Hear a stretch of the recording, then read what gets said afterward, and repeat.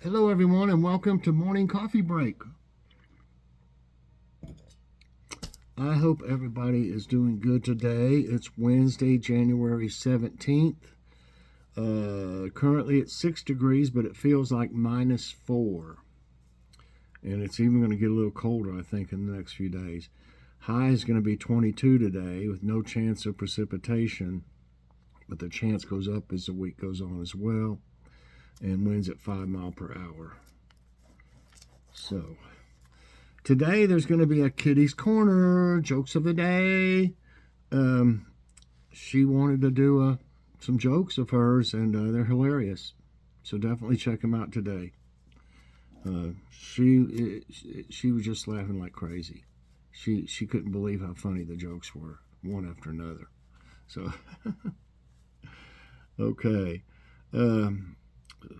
Today for dinner, I plan on having some sloppy joes. And I'm going to use these hoagie buns we had left, or deli rolls, or whatever they're called. No use in wasting them, so I'm not going to buy some more hamburger buns. But these work just fine, really. We've had them before like that. So, sloppy joes, probably French fries, and some slaw. Be a good dinner, and it is time here for jokes of the day. This one is called Feeding the Baby. A first-time father was taking a turn at feeding the baby some strained peas. Naturally, there were traces of the food everywhere, especially on the infant. His wife comes in, looks at the infant, then at her husband staring into space, then says, "What in the world are you doing?" He replied, "I'm waiting for the first coat to dry so I can put on another." This one's called Organized Life and Marriages. Two old ladies meet for the first time since they left school. One asks the other, "You were always so organized in school. Did you manage to live a well-planned life?" "Oh, yes," said her friend. "My first marriage was to a millionaire, my second to an actor, third to a preacher, and now I'm married to an undertaker." Her friend asked, "What do those marriages have to do with a well-planned life?" "One for the money, two for the show, three to get ready, and four to go." So, man. And thought of the day, words of wisdom. Even a fish will keep out of trouble if it keeps its mouth shut. So, that's good, good, what do you want to say, advice? Okay, I think I saw one here. Let's try this one. It's probably about animals. Which animal causes the most human deaths? Sharks, snakes, rats, mosquitoes. Well, I've had a question at some point in time, whether it be on Ask My Tablet or something or other, and I think it was like, which is the most dangerous? It's not really an animal. I don't know if you could call a mosquito an animal, could you? It's an insect. But which causes the most deaths? Sharks, snakes, rats, mosquitoes. I don't know if that mosquitoes is in there to trick you, but I think it was supposed to be mosquitoes because they cause, different diseases and stuff like that. But if that's a trick, because it says animals, I'm going to go for rats then. It's mosquitoes, but that's not right. Based on the number of human deaths per year, the deadliest animal is not a creature that humans usually find scary, such as a lion or snake. Mosquitoes are by far the deadliest creature in the world. I mean, I knew it, but it said animal, and technically mosquitoes aren't an animal. Let's see. Compared to 100,000 deaths from snakes and 250 from lions, dogs are the third deadliest. They're responsible for around 30,000 human deaths per year. So I talked myself out of that one, but that's not right because there's no way a mosquito is an animal. Which of these animals is not currently extinct? Dodo, Tasmanian devil, woolly mammoth, passenger pigeon. Well, I don't think there's any dodos or Tasmanian devils or woolly mammoths yet. They're almost talking about cloning one of them or something. I mean, I've heard something about that. I'll say pigeon. What? Man, it's Tasmanian devil. Okay, maybe it is around then. The Tasmanian devil is a carnivorous marsupial of the family something. Until recently, it was only found on the island state of Tasmania, but it has been reintroduced to New South Wales and mainland Australia, with a small breeding population. Well, I'm getting tricked on this one. Which of these animals is known for having 7 senses? Sharks, parrots, chimpanzees, cats. Sharks, parrots, chimpanzees, cats. 7 senses.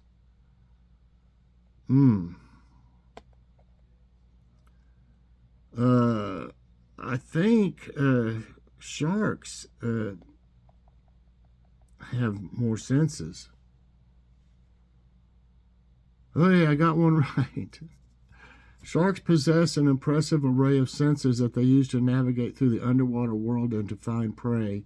They have all the same 5 senses that people have, plus 2 more. Their lateral line, a mechanosensory organ that can detect vibrations in the water, is sensitive enough to feel the difference between a healthy fish swimming strongly or a sick or injured fish. They also have the ability to detect electromagnetic fields. This sense is housed in jelly-filled pores in the shark snoot called ampullae or lorenzini. Well, whatever. Which of these animals uses echolation to get around? Crabs, snails, cats, bats. Snails, really? Like they, slow as they move, they don't need any, radar. It's bats. Yep. Bats are famous for this skill. Echolocation allows bats to fly at night as well in dark caves. This is a skill they probably developed so they could locate night-flying insects. Which animal's name comes first in the dictionary? Aardwolf, antelope, ant, aardvark.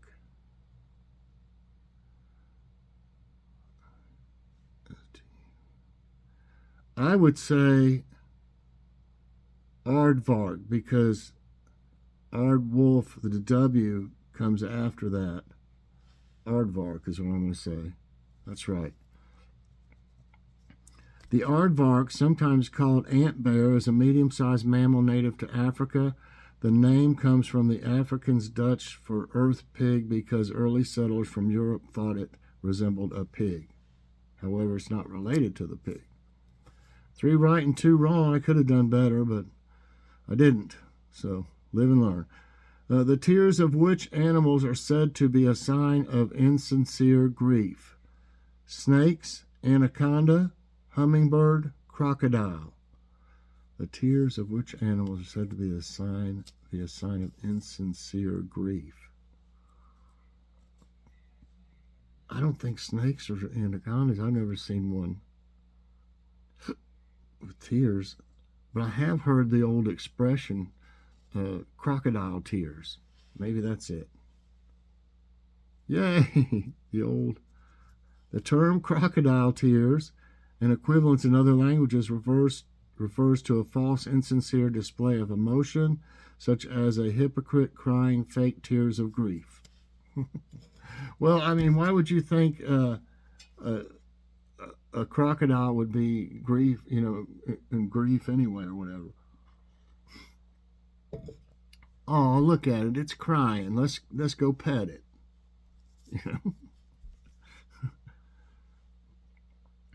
Okay. What's an animal that hunts other animals for food called? Herbivore, scavenger, predator, prey.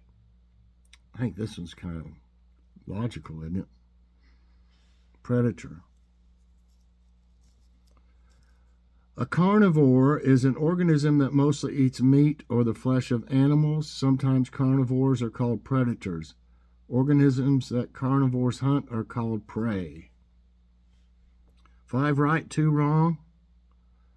Which group of creatures live partly in land and partly on water? Arachnids, amphibians, birds, insects. Well, I really, technically, you could say birds, because a lot of them, I mean, certain birds can live in the water or on top of the water, but I think it's amphibians. Yep.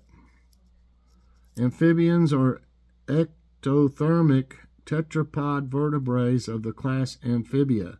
They inhabit a wide variety of habitats, with most species living within terrestrial, fossorial, arboreal, or freshwater aquatic ecosystems.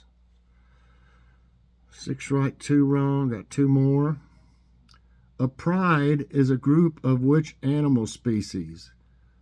Tigers, elephants, lions, rhinos.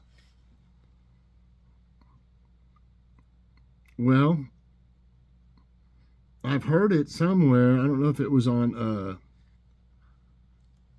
Jungle Book or something like that, but I think it's a pride of lions. Yeah. Everyone knows that a group of lions is called a pride, but did you know that a group of rhinos is called crash or stubbornness? Names for collected groups of animals are thought to date from the Book of St. Albans, published in 1486, where many of the words used for animal groups were chosen purely for the humorous images they conjure up or the alliteration.